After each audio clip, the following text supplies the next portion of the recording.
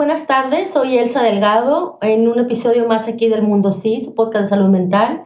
Y me acompaña nuevamente en este tema, en el programa de hoy, Montse Fraga. Hola Elsa, mucho gusto a todos los que nos ven y pues muchas gracias por invitarme nuevamente aquí a tu podcast. Gracias por recibir la invitación. Esta vez vamos a hablar de las etapas del duelo, específicamente vamos a hablar de la negación. Vamos a mencionarlas todas, pero básicamente vamos a dar ejemplos y cómo se vive un proceso de una etapa de negación en el duelo.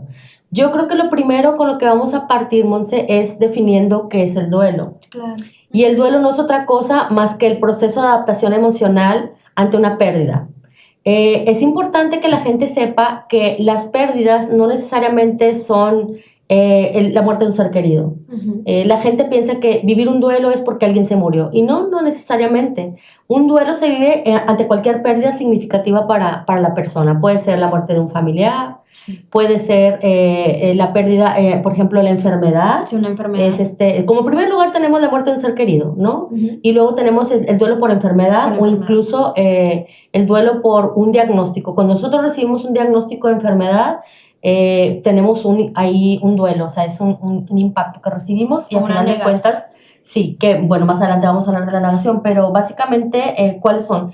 Otro duelo sería la ruptura de una pareja. La ruptura de una pareja también genera mucho, y de hecho esos tres yo creo que sí son de los principales motivos de consulta. Sí. La gente se acerca porque ha tenido cualquiera de estas pérdidas y les genera muchísimo malestar y muchísimas otras cosas por ahí desagradables. Es lo más visible también. Uh-huh. También las crisis financieras cuando tienes algún problema económico y como... Claro. Pues también eso te genera un duelo a tu alrededor, en tu familia o con la gente que está cerca. Es un duelo. Sí, una pérdida del estatus que venían manejando, de repente la pérdida de un empleo también es otra. Un empleo, sí, uh-huh. También. ¿Cuál otra puede ser? La pérdida de una mascota. También la pérdida, puede ser cualquier cambio que nos genere algo, que sea algo muy brusco, que no, a veces que no esté esperado. Hay duelos, porque hay diferentes tipos de duelos. Está el duelo anticipado, por ejemplo, que es cuando ya sabemos que tenemos una enfermedad o algún familiar de nosotros tiene alguna enfermedad terminal, digamos, y ya de alguna manera tenemos ese tiempo de irnos preparando y ese es un tipo de duelo. Pero ahí están los duelos inesperados también. Sí. Cuando recibimos ese tipo de noticias que son como un gran impacto, uh-huh. que de repente nos avisan que alguien falleció o que de repente una relación... Un diagnóstico. Sí, claro, o el diagnóstico. Ahí, por ejemplo, tenemos las diferentes etapas del duelo.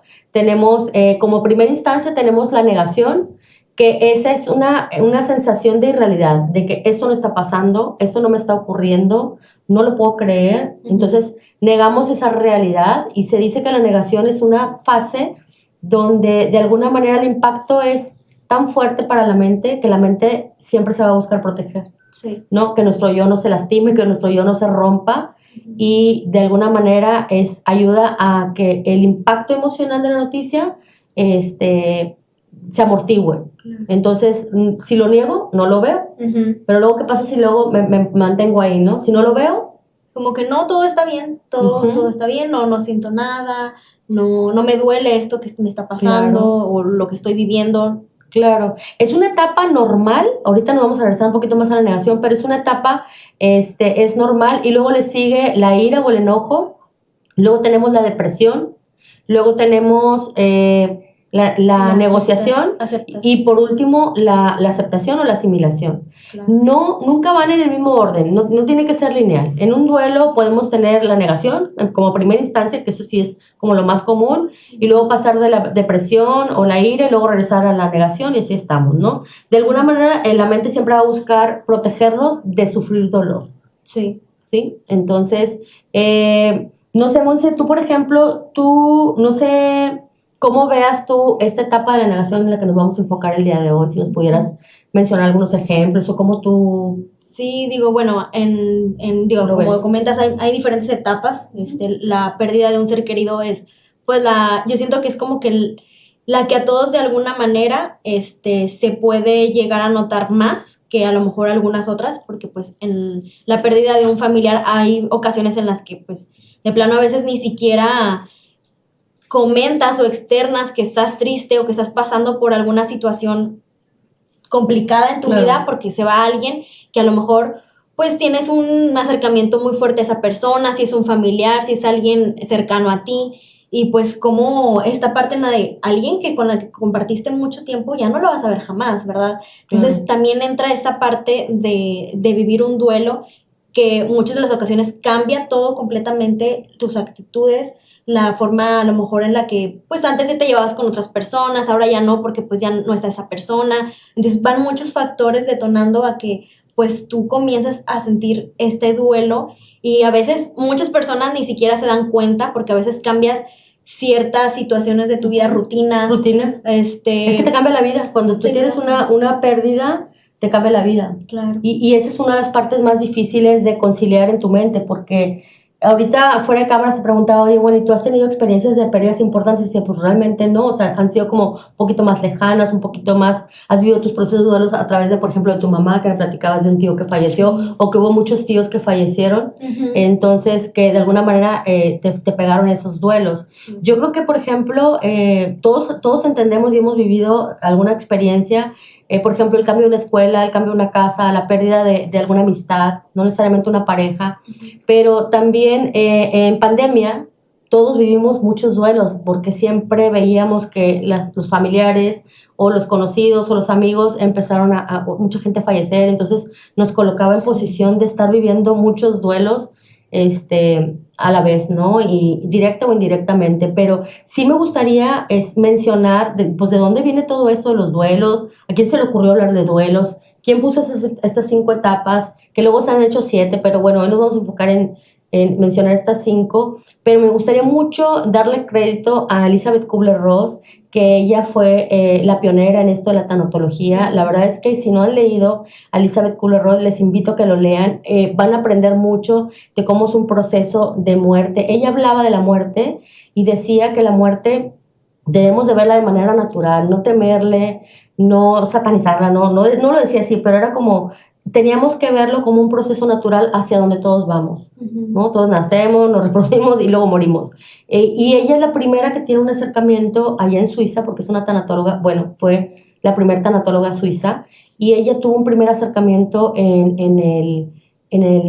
el hospital con los moribundos. Entonces decía que regularmente los moribundos nadie les hacía caso, eran ignorados, estaban en un pabellón de la muerte, que era el pasillo del pabellón de la muerte, donde estas personas eran ignoradas, ¿no? Y entonces ella descubre que estas personas luego no se morían porque no habían hablado de su propia muerte, y tenían muchos temores, no habían procesado su duelo, y entonces eso de alguna manera los atoraba aquí en la vida, ¿no? Entonces ella es la primera que empieza a hablar de la importancia de poder expresar y de poder hablar de los miedos que genera incluso la propia muerte. Claro. Y de cómo la familia también tiene que vivir ese proceso y hablarlo y manejarlo con el familiar o con un especialista, ¿no? Sí. La tanatología, pues de eso trata, ¿no? De cómo todo es el tratado del tratado de las pérdidas y de los duelos. Tu mamá, de hecho, es tanatóloga, ¿verdad? A ver, sí, cuéntanos aquí la audiencia. Pues sí, digo, mi mamá trabaja en un hospital, y qué pues, maravilla. Sí, entonces pues ahí es diario que llega personas o que le diagnostican alguna enfermedad o que incluso pues pierden a un familiar, la pérdida de un bebé recién nacido, o sea, son muchas los pacientes que llegan con este tipo de situaciones que están viviendo un duelo. Y pues, bueno, lo que es la tanatología te ayuda como a asimilar, el poder vivir, acompañarte en esa etapa del duelo y de aceptación de alguna pérdida, en general. Sí. Puede ser de alguien que ya falleció, alguien que le dieron un diagnóstico de alguna enfermedad o alguna situación grave, la pérdida de una parte del cuerpo. Claro. También mi mamá me ha platicado mucho de... Una amputación. Sí, de cómo realmente, pues, obviamente es algo muy, muy difícil para las personas, pero el momento en el de recibir esa noticia, pues, claro que les generas, pues, a lo mejor una negación de que yo no quiero que... Totalmente, que eso me pase, ¿verdad? Totalmente. Yo lo dices de manera muy acertada y coincido porque yo personalmente lo viví. He vivido muchos duelos y de pérdidas muy significativas, pero ahorita que hablas de la enfermedad y que hablas específicamente de la amputación, casi nadie habla de eso, pero es una realidad que le genera un impacto no solamente al enfermo, sino a la familia, todos los que rodean al enfermo. Y yo como hija, yo lo viví con mi papá y fue el impacto de mi papá. Y fíjate cómo mi papá, él era muy bromista y él tomaba como la vida así como más ligera y siempre trataba de de ver el lado bueno de las cosas, y eso es una persona muy resiliente. Entonces él, cuando le da la noticia de la amputación por diabetes, me acuerdo que pues primero no quería, pues no le quedó opción porque era eso o la muerte. Y yo recuerdo cuando lo operaron, que entro a verlo, mi papá dice, háblale a fulanito de tal, un amigo de él que tocaba la guitarra. Y entonces le digo yo, ¿lo quieres ver, papá? Sí, dile que venga porque ahí tengo unas uñas para regalarle, o sea, por aquello de la guitarra. Entonces decía, no puede ser que yo estaba llorando, sufriendo por lo de mi papá, y mi papá viendo el lado amable. Pero como cada persona vive sus duelos de manera diferente. O sea, a lo mejor unos lloran, otros gritan, otros lo niegan, otros se enojan. Se enojan. Sí. Hay personas que pues les sucede esto y en vez de tomarlo como porque pues es un duelo para ambos. Claro. O sea, hay que dejar en claro que no solamente esta etapa del duelo es para la persona que lo está viviendo, ¿verdad? También es la familia, claro, la pareja, el hecho de que pues, sucede muchas, me ha tocado ver hasta en películas, entre otras personas, sí. Cuando llegan a recibir esta noticia, intentan alejar completamente a su familia, un enojo, ¿verdad? Una frustración sí. de que no, ya sus actividades son diferentes, claro. Ya completamente cambia su vida y también la relación con su familia y con la gente que está alrededor. Sí, básicamente eso ya lo vamos a hacer mucho hincapié en otro programa que hagamos de la segunda etapa, que viene siendo el enojo o la ira, porque esa es la que viene después de la negación. A mí me gustaría que la gente nos escribiera. Tenemos un WhatsApp ahora donde nos pueden mandar mensajes, comentarios o preguntas. Ahí están apareciendo en pantalla, es el número 81 32 67 60 85. Escríbanos. Háganos llegar sus comentarios, sus preguntas son muy, muy importantes para nosotros, porque nosotros lo hacemos esto de verdad que por amor al arte, lo hacemos con el corazón, nos damos el tiempito para preparar el tema, venir y platicar con ustedes, pero esto sin ustedes no sería posible. Entonces, si ustedes nos comparten sus comentarios, sus preguntas o su experiencia simplemente de algún duelo, nosotros vamos a estar dando aquí seguimiento a todo ello. Entonces les invitamos a que se comuniquen con nosotros. Sí, por WhatsApp también, ahí está apareciendo el número, también para que les manden mensajito. Un mensajito, sí. Entonces, ahorita fíjate, mencionabas que, por ejemplo, el duelo por enfermedad o por el diagnóstico, o incluso decías cuando un bebé fallece.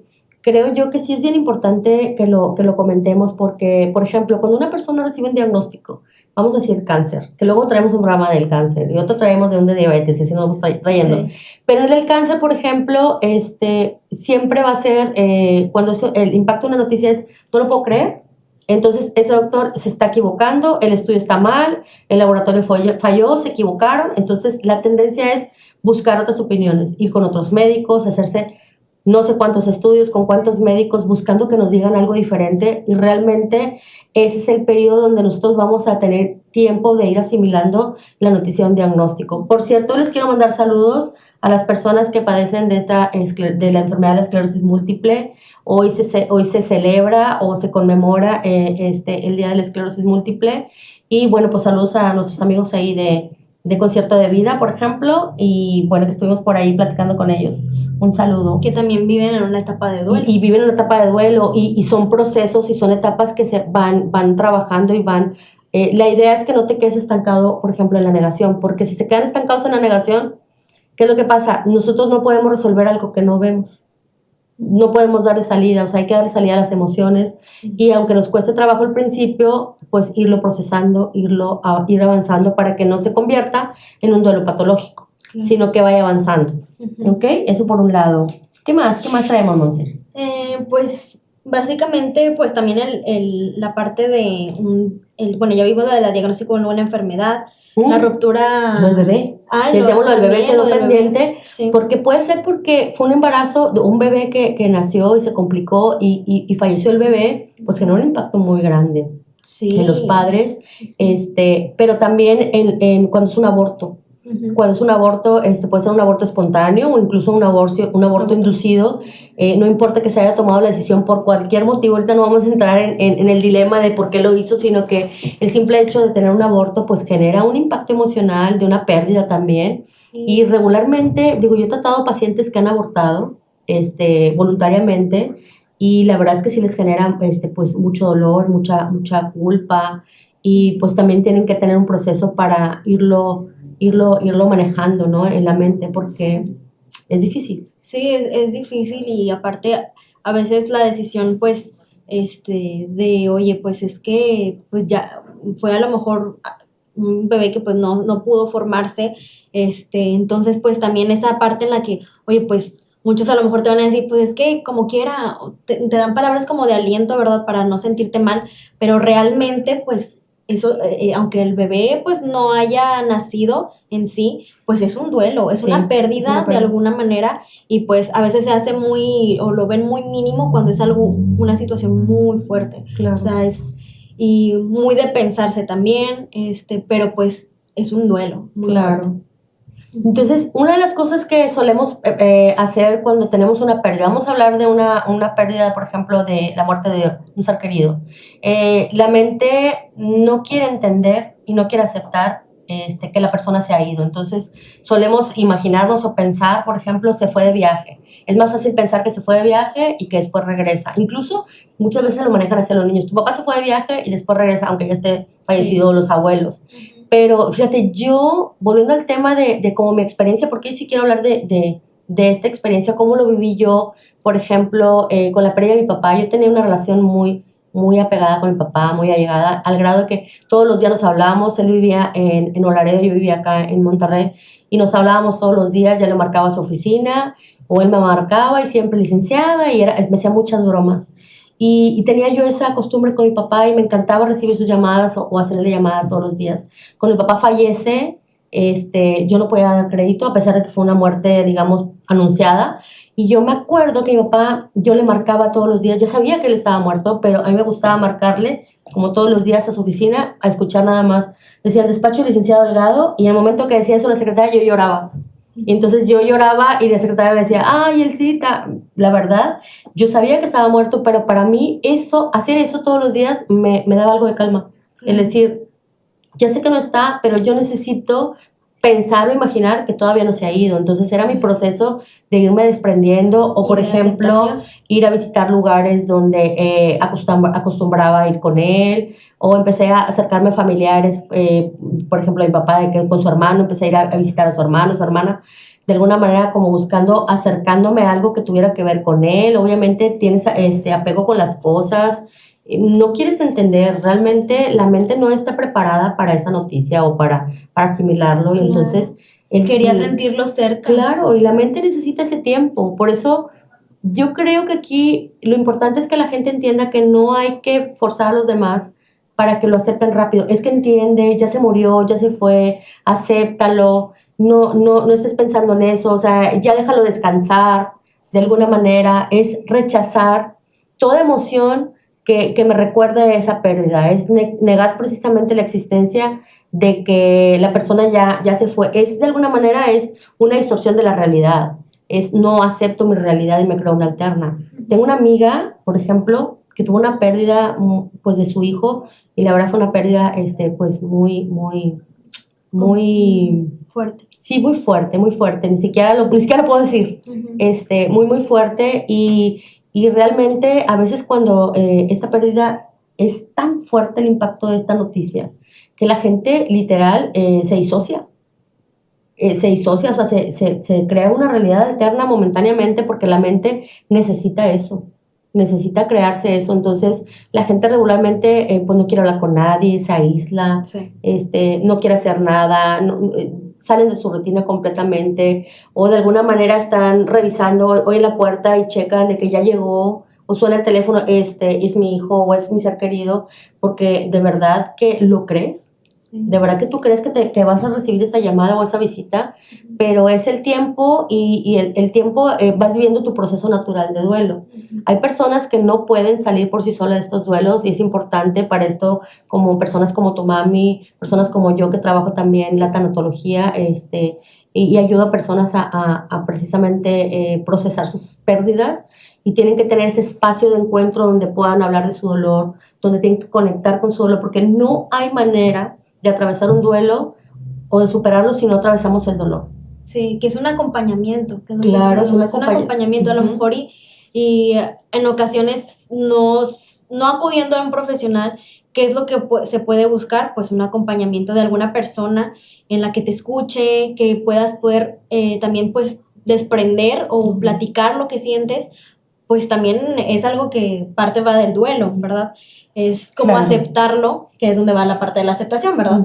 Pero pues sí, básicamente es que es eso, o sea, es protegernos de sentir dolor. Tengo miedo a sentir dolor, tengo miedo a sentir tristeza, tengo miedo a sentir la pérdida. No lo quiero sentir, o sea, me siento muy dolida y después muy enojada, pero de momento muy dolida, entonces niego esto. Claro. ¿Hay alguna pregunta, Monse, que nos hicieron llegar por ahí? Si me haces favor. Sí, pregunta Alejandro Caballero de San Nicolás de los Garza.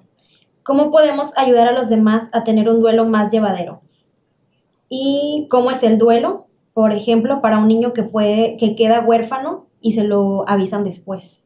Es muy fuerte esta pregunta. Muy fuerte. ¿Alejandro Caballero? Sí, Alejandro Caballero. Muchas gracias Alejandro Caballero, por tu pregunta. Y claro que sí, es muy, muy interesante tu pregunta y muy fuerte, como dice el Monse. Sí. ¿Cómo ayudar a un niño a procesar su duelo o cómo dar la noticia? Sí, ¿cómo es el duelo? O sea, por ejemplo, para un niño que queda huérfano y se lo avisan después, ¿cómo es ese duelo? Ok. Eso también es una muy buena pregunta. Claro, hay que tomar en cuenta, por ejemplo, la edad del niño. La edad del niño, el entendimiento del niño y a lo mejor no hacer, o sea, se tiene que hacer de manera natural. Los niños manejan mejor las pérdidas y mejor los duelos que incluso los adultos. Los adultos ya entendemos lo que es la muerte y sabemos, como que lo magnificamos mucho más. A un niño lo procesa más natural.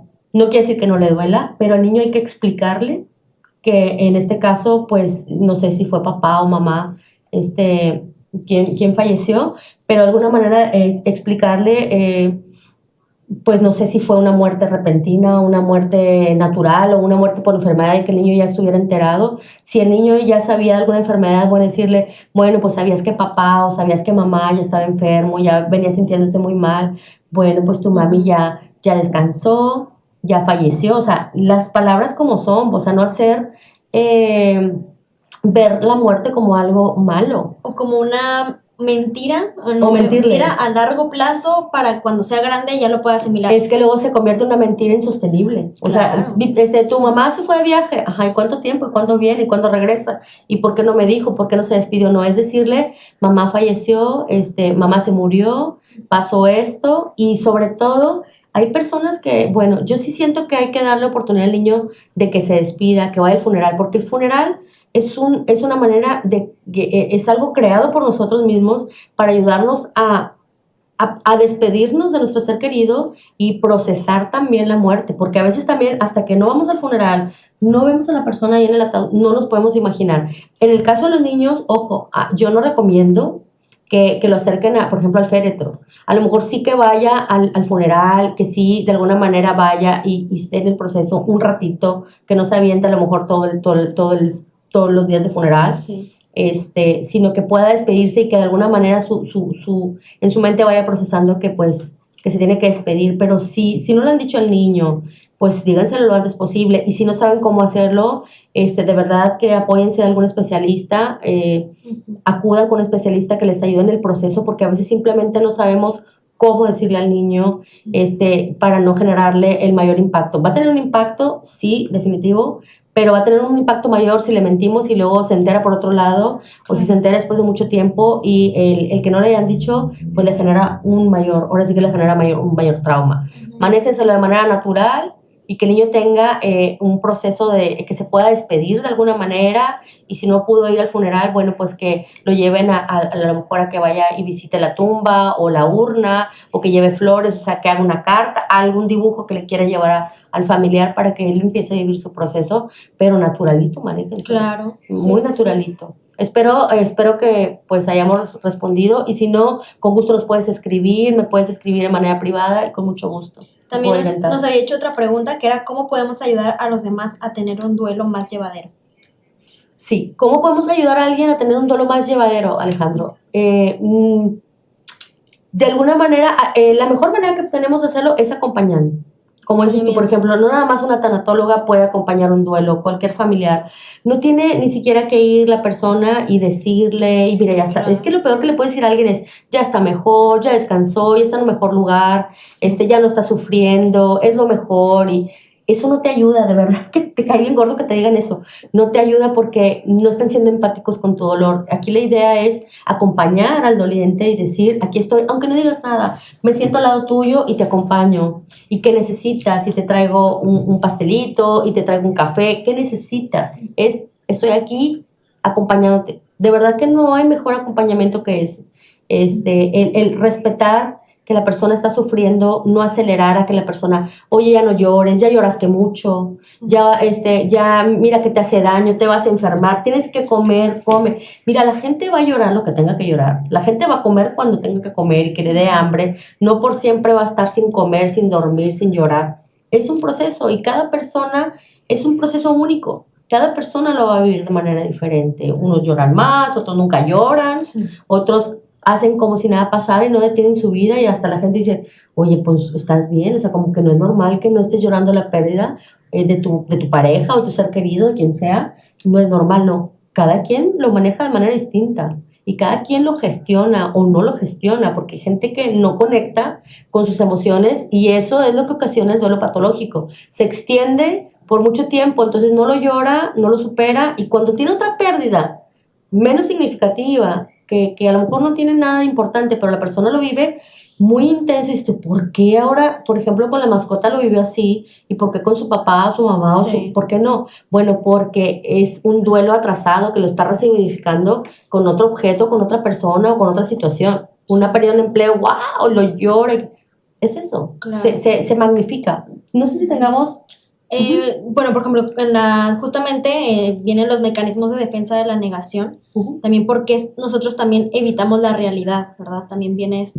Y justamente es por el impacto o shock de la noticia, ¿verdad?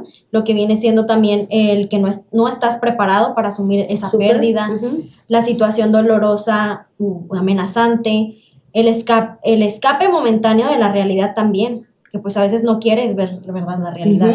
Evitar el dolor también es uno de ellos. Sí, muy bien.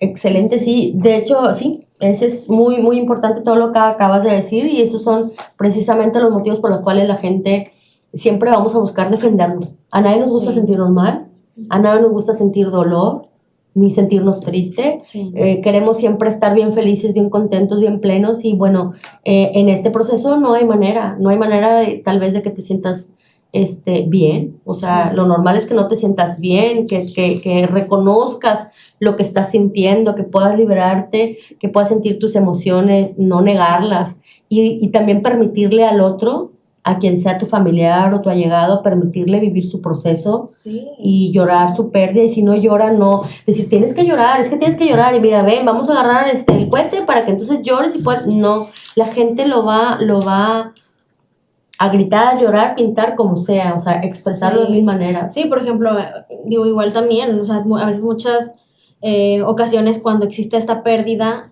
o este duelo, a veces es como, oye, pues vamos a la fiesta, vamos a esto, entonces muchas veces lo llegas a reprimir ese dolor, ese duelo que debiste haber pues llevado. Entonces, ¿qué sucede? Pues nada más lo estás reprimiendo, nada más estás pausando algo que en algún momento va a detonar. Claro. Si no es con otra pérdida de alguna otra situación o algún duelo de otra situación, es con otras situaciones, o sea, realmente todo se va acumulando, es un vasito de agua en el que si tú no hablas, no platicas, no buscas esa compañía, pues más adelante va a explotar, ¿verdad? Es solamente Y ¿sabes qué, Monse? Yo creo que es importante que la gente sepa que no hay emociones malas. Hay simplemente emociones que nos generan malestar, pero no hay buenas o malas, todas las emociones están ahí presentes para algo, hay que conectar con ellas. La tristeza, por ejemplo, el dolor son como emociones mensajeras que vienen a decirnos algo. Entonces, cuando nosotros, allá no ando trabajando, cuando nosotros no manejamos los duelos, a la larga lo único que nos van a producir pues nos pueden producir ansiedad, temas de depresión, enfermedades incluso, hay personas que incluso se les desarrolla alguna enfermedad crónica, hipertensión, diabetes, todo porque no gestionaron esas emociones adecuadamente y entonces las trasladaron en enfermedad. En dolor se convierte siempre en enfermedad. Entonces, siempre hay que buscar canalizar el dolor, hablarlo, sacarlo y buscar un espacio donde puedan hablarlo. Claro. Hay una pregunta de Humberto Valdés a Nicolás de los Garza. Hola, Humberto. ¿Pasa lo mismo con los chicos que los dejan en adopción? es decir, un orfanato, perdón. ¿Que pasa lo mismo? Sí, o sea, pasa lo mismo. El niño pasa por una etapa de duelo y no importa la edad del niño, incluso si es un bebé, la sensación de abandono en el bebé es muy importante. Tenemos autores como Melanie Klein que hablaban precisamente de esto y del dolor que pueda sentir un bebé al sentirse no cuidado, inseguro y demás, y les provoca una pérdida. Y de hecho, yo que trabajé en adopciones, sí puedo decir que a la larga les sigue produciendo un problema conforme pasan los años y no importa el manejo que les hayan hecho, es una huella que les deja y es un duelo constante que lo tienen que seguir trabajando a lo largo de la vida. Siempre se preguntan por qué el abandono, por qué me dejaron, por qué no me quisieron. Definitivamente es un duelo muy, muy difícil de trabajar. Sí se puede trabajar y el duelo, pero la pregunta iba encaminada hacia el hijo o hacia los padres. No, hacia el hijo. Hacia el hijo, sí, hay que trabajarlo una y otra vez, porque sí genera mucha situación de dolor en los hijos adoptados. La gran pregunta es ¿por qué a mí? ¿Por qué me hicieron esto? Y en algún momento, claro, y en algún momento se instalan mucho en la segunda etapa, que es la ira y el enojo, el reclamo, el por qué me dejaron, por qué no me quisieron, y es el por qué por mucho tiempo. Uh-huh. Entonces sí siento yo que la etapa que más brinca en estos casos de adopción es la etapa de la ira, que se puede ir manejando hasta que lo asimile, pero sí es una de las etapas que siento yo que se quedan como muy fijados. Claro. Uh-huh. También, gracias. La pérdida de una ruptura amorosa también está también ese tipo de... Sí, de cuando pierden a la pareja, bueno, pues yo creo que todos hemos pasado por ahí y la verdad es que es difícil porque de alguna manera tienes esta relación, tienes este vínculo importante con la pareja y entonces te resistes a superarlo y sobre todo yo creo que es más difícil porque sabes que la persona está ahí, sin embargo no puedes hablar con ella o has decidido no terminar la relación o terminaron contigo, entonces no puedes hablarle, no puedes verla, sí. No puedes tener esa comunicación y lo hace más difícil porque siempre la tendencia es quiero hablarle, quiero buscarlo y quiero retomar por no sentir dolor. Uh-huh. Entonces también es un motivo de consulta muy habitual que las parejas van por el dolor que les provoca la pérdida de la pareja y entonces dicen no importa que me haga daño, no importa que no sea lo mejor, que me haga sufrir, yo quiero regresar con esta persona porque no quiero enfrentar el proceso de que me duela, asimilar el que ya no va a estar conmigo. Entonces es muy complejo, pero sí se puede, obviamente se puede trabajar y tienen que entender que no hay manera de que pasen de la separación al estar bien, sin dolor, sin tristeza. Tienen que atravesarlo, ¿no? Como dice un paciente me decía hace días, no tendrás una pastillita que me des para que me ayude a procesar esto y como ya brincarme, no, ojalá sí. Lo hubiera, no existe. Mentira que les diga, o sea, hay un psiquiatra que dice, no hay pastillitas para eso, hay que brincarse el dolor. Sí, por eso es importante también el acompañamiento, ¿verdad? O sea, a veces si no vas a tomar terapia, que es justamente lo que comentabas, muchas personas van a terapia cuando les llegan a suceder, sobre todo en este tipo de situaciones de una uh-huh. ruptura en una relación. Claro. Es muy importante en el tema de los duelos muchísimo lo que son las redes de apoyo. Si no tienen el acceso a ir a una terapia o con una tanatóloga o a terapia simplemente, la red de apoyo es muy importante, la familia, los amigos, incluso las mascotas juegan un papel importantísimo. Ay, sí. Yo soy pro y soy pet lover, así, pero de corazón, y la verdad es que las mascotas traen mucho bienestar en procesos difíciles como los duelos, te acompañan, si tú lloras el perrito está contigo, la perrita, la mascota que tú tengas, te dan mucha paz y de alguna manera te dan mucho ese apoyo. Está comprobadísimo que te generan ese bienestar. Sí, o sea, si tienes entonces una ruptura amorosa, si eres un exnovio, pues cómprate un perrito. Cómprate un perrito. No compren, adopten. Se adopta un perrito, sí. Adopción. Otro tema que ayuda también en el manejo de los duelos va a depender mucho de las creencias religiosas que tengas. Uh-huh. Las creencias religiosas, si tú crees en algo, si tú crees, por ejemplo, en Dios, te va a ayudar a aceptar mejor. O si tú, por ejemplo, tienes creencias como en el budismo, bueno, maneja la muerte también muy diferente, ¿no? Muy diferente, ahí no hay dolor.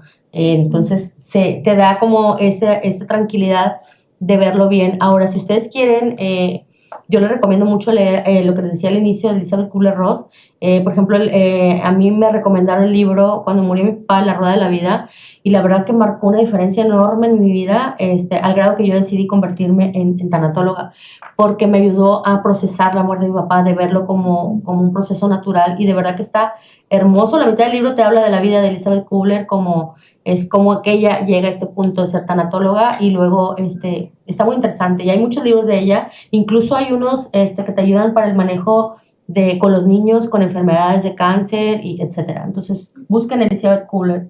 Y bueno, pues no sé, Monse, si hay algo más que tú quisieras agregar o si tengamos alguna otra pregunta antes de ir ya cerrando con el tema. Sí, bueno, también yo les quería recomendar también un libro. Bueno, eso yo cuando estaba adolescente, es un libro muy bueno para en caso de que pues tengan hijos o alguna persona que esté viendo este video, pueda verlo en un libro plasmado de cómo vivir un duelo y Súper. pasar esa parte de la aceptación y todo este tema, justamente es para adolescentes.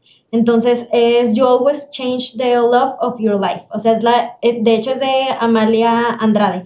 Es tú... ¿La traducción en español? Sí, es uno siempre, bueno, en español es uno siempre cambia el amor de su vida por otro amor o por otra vida. Como quiera se los ponemos ahí en comentarios por si quieren verlo. Está muy bueno para el tema, bueno, cuando eres adolescente. La verdad, ya leyéndolo ahorita, digo, está muy padre para alguien, para un adolescente que a lo mejor está pasando por esa etapa de duelo y no sabe cómo sentirse identificado con su familia o con alguien, porque pues nadie lo va a entender, más que en ese libro te platica cómo superar o te da tips como para tú sentirte mejor y acompañado.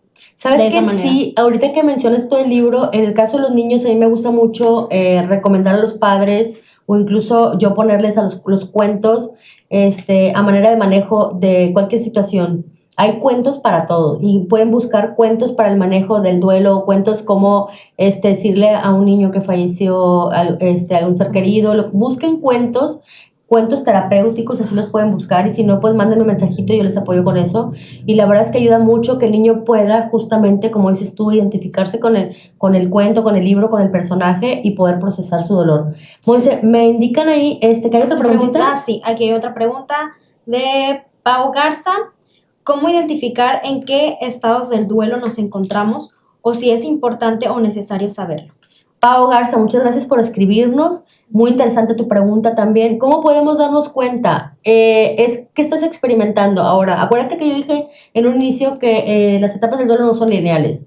Entonces puedes iniciar a lo mejor con la negación y luego estar en la ira, el enojo, el decir, no, pero ¿por qué? Si hubiera hecho algo diferente, si me hubiera llevado a otro hospital, si le hubiera hecho caso, si yo lo hubiera llevado, no hubiera tenido que manejar, no sé. Entonces te cuestionas. Es muy claro, lo niego o me enojo, que es la ira, y luego viene la depresión. La depresión es, no quiero saber de nada, me la paso dormida, no quiero, a lo mejor no disfruto mis actividades como normalmente las hacía, no encuentro la motivación para hacerlo, me quiero morir incluso, porque eso es lo que manifiestan, me quiero morir junto con mi familiar, no soporto su pérdida y estoy pensando en reencontrarme con esa persona en el cielo. No sé, son tipo de pensamientos de ya no quiero estar aquí porque me quiero reencontrar con mi ser querido, ojalá me muriera, ese tipo de cosas. Uh-huh. O a lo mejor no tan grave, tan intenso de me quiero morir, pero no puedo con este dolor. Siento que nunca me voy a recuperar, nunca me voy a sentir bien, siempre voy a sentirme triste, no me voy a recuperar, nunca voy a volver a sonreír, nunca voy a ser la misma. Y luego viene el proceso de las negociaciones, de alguna manera, bueno, y si yo voy a la iglesia y entonces yo le ofrezco a Dios, y entonces es como tratar de negociar el decir, bueno, si yo hago esta manda, pues de alguna manera como encontrar un punto de como que me regrese algo de mi familiar o me lo regrese, ¿no? Y si hago un ritual y entonces me puedo comunicar con esta persona, son ese tipo de cosas. Ya después viene lo que es la aceptación, me duele, porque te duele, pero aprendes a vivir sin esa persona o esa situación que has perdido. Con esa pareja, me duele, ya puedo hablar de esta persona sin llorar, sin quebrarme, ya puedo contar, porque sabes, como al inicio las personas cuando están en la etapa de la negación hablan de la pérdida, entonces están en el funeral, entonces están platique lo mismo, porque necesitan platicarlo 1000 veces para de alguna manera irlo como entendiendo y procesando. Entonces la gente dice, oye, platica lo mismo muchas veces, uh-huh. Pero bueno, Yo creo que a lo mejor hay algunos puntos donde te puedes dar cuenta y puedes identificar tú en qué parte del proceso va, pero creo yo que lejos de saber en qué parte o en qué fase del proceso vas, es que tú fluyas de manera natural en tu proceso y que vivas cada etapa y que no importa si de repente estás en la depresión y regreses a la negación o de la negación a la asimilación, no sé, vas a estar brincando así, no pasa nada, es que tú simplemente conectes con lo que estás sintiendo y no tengas prisa, porque hoy en día tenemos prisa para todo. Sí. Hasta para vivir los duelos ya. Doctora, porque dicen, doctora, licenciada, ¿cuánto tiempo me va a durar este dolor? ¿Cuándo se me va a quitar esto que yo siento aquí? No puedo comer, no puedo respirar, no puedo dormir. Va a pasar. ¿Cuándo? Pues cuando tenga que pasar. Esto también va a pasar, ¿no? Claro. Sí, porque también está lo de por ejemplo, las crisis financieras, o cuando pierdes un empleo también. A lo mejor el hecho de lo pierdes, estás en ese proceso de que ya me corrieron de mi trabajo. Oye, pues ya no quiero trabajar, ¿verdad? Vives ese duelo en el que tú ya no quieres buscar otro trabajo, ya no quieres relacionarte con las mismas personas con las que antes tú convivías porque te van a preguntar por tu trabajo, y pues también existe esa parte de la negación. De hecho, hay una serie muy buena que me gustaría también recomendarles, que justamente te muestra cómo es las etapas también de un duelo. Se llama, la serie es Las Viudas de los Jueves, de hecho es mexicana, sale Omar Chaparro, y está buenísima. Está buenísima porque esa te platica cómo, como hombre, porque como hombre pues también existe mucho el tabú de los hombres, pues son fuertes, son fríos, ellos no viven ningún duelo ni nada. Sí, es que a los hombres les dicen no llores, a los hombres no lloran porque son jotos, así les dicen, no llores, bueno, pues eres hombrecito, ¿ok? Y la verdad es que se las ponen más difíciles. Sí, entonces en esa serie justamente te ponen esa parte en la de, oye, tenemos un estilo de vida de tal manera, y pues como un hombre que mantiene a la familia, a la casa y todo, pues como teniendo ese estilo de vida te lo va llevando de tal manera en la que él va pasando por ciertas etapas hasta que ya de plano explota, y vas viendo cómo es que el duelo va pasando con él hasta llegar a un punto en el que ya no les voy a spoilear, pero hay que verla. Muy buena. Hay que verla. Pues muy bien, creo yo que ya llegamos al final del programa, una vez más.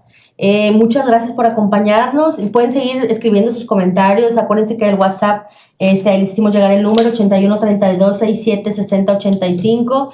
Ahí les podemos mandar la información si ustedes requieren. Si gustan alguna consulta no necesariamente de una pérdida, pero si gustan hacer una consulta conmigo, me pueden llamar al 81 19 55 04 17. De preferencia, mándenme WhatsApp porque regularmente estoy pues en consultas y no tomo llamadas, pero regreso mensajes. Entonces, esperemos que les haya encantado el programa como a nosotros nos gustó prepararlos y platicarles, Monse. Sí, digo, muchas gracias. Realmente es un tema muy, muy bueno, que realmente el tiempo que tenemos pues es muy corto, pero muy importante saberlo, y al menos de alguna manera poder saber si alguien ha vivido una etapa como estas, o en algún momento si llega a haber alguna, pues saber cómo sobrellevarlo o acompañar, ¿verdad? Claro. Síganos en nuestras redes, ahí en comentarios ya tienen el nombre del libro, y de la serie, me parece. Entonces, bueno, pues esperamos vernos la próxima semana para seguir trayendo diferentes temas,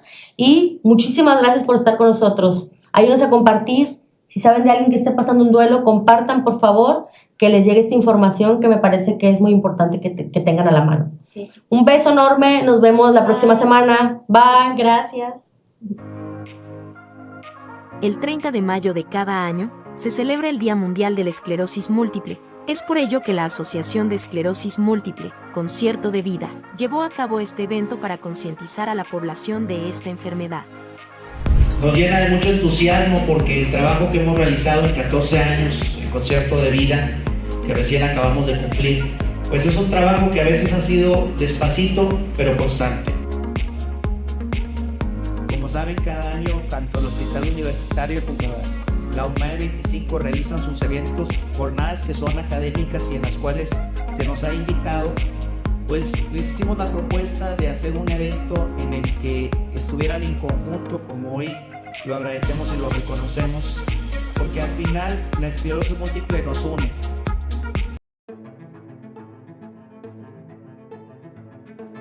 Somos la plataforma audiovisual de programación intelectual, que ofrece una amplia variedad de programas de análisis que despiertan mentes y desafían pensamientos. Inclusive he visto muy frecuente del que, güey, te dio una pistola porque lo mató. Claro, sí. Exactamente. Y hay unos que sí pagan su curso. Sí se... Descubre un mundo lleno de conocimiento y con tan solo un clic, explora nuestros contenidos. Desde lo deportivo, un partido entre semana del equipo de fútbol Monterrey, hasta el entretenimiento divertido y cultural. Lo de Navidad y todavía ni siquiera llegamos al 20 de noviembre. ¡Engáñame! Las tortillas de harina que yo compro llevan... Pero te lamento porque a lo mejor no lo sabes. Anteriormente... Conéctate con nosotros a través de todas nuestras redes sociales. Únete a la conversación, comparte tus ideas y mantente al tanto de las últimas tendencias. Somos Papi TV, la plataforma audiovisual de programación intelectual.